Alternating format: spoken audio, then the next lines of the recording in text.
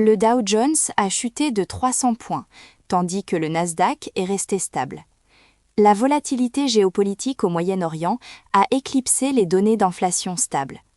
Le Dow Jones Industrial Average a perdu près de 300 points mercredi. Le brut West Texas Intermediate a bondi de 4% pour atteindre 87 $. Le brut Brent a atteint 119 $ avant de se stabiliser autour de 90 $.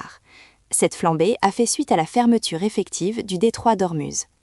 L'inflation s'est maintenue à 2,4% en février, conformément aux prévisions des analystes. Les investisseurs ont largement ignoré le rapport gouvernemental car les données précédaient la récente flambée des prix du pétrole. Les prix à la consommation ont augmenté de 2,4% en glissement annuel en février. L'IPC de base, hors alimentation et énergie, s'est maintenu à 2,5%. L'inflation globale devrait désormais grimper vers 3,5% en avril. Ce changement est alimenté par la répercussion des prix de l'énergie plus élevés sur l'économie au sens large.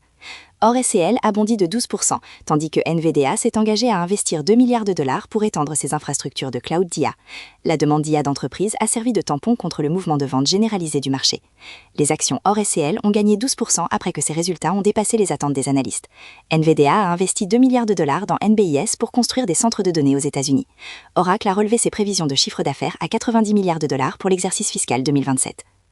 FedEx a dépassé UPS en capitalisation boursière pour la première fois de l'histoire.